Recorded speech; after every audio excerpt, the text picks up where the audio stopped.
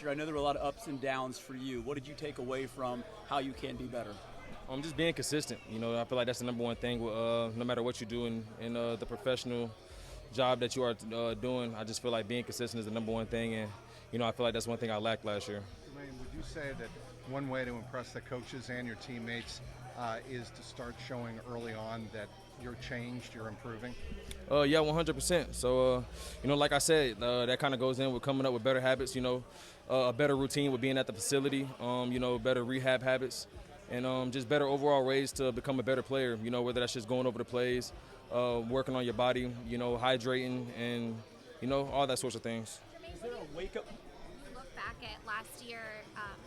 There were times where you had said, I'm trying to do this. What do you feel like was the turning point, or maybe like the click that you needed for it to actually be something where it wasn't just where you may have changed your habits and you were able to sustain what you've been trying to do? I would say the off season.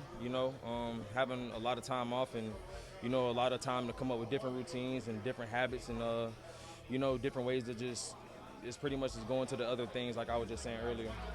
Who's been a mentor for you, Jermaine, even last year, just to say, all right, let's get things going the right direction and kind of encouraging you to be better as a man and as a football player?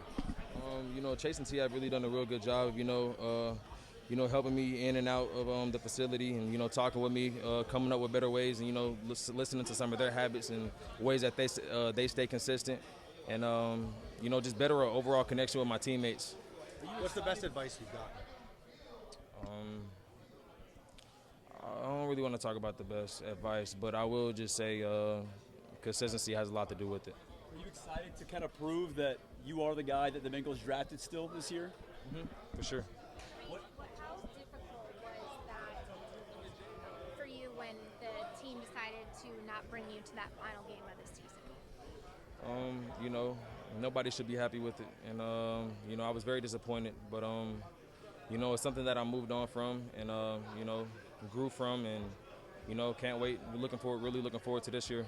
How much time did you take, Jermaine, this offseason so far to think about yourself, your future, and your dedication to what you want your career to be in the NFL? Day in and day out, sleepless nights, honestly.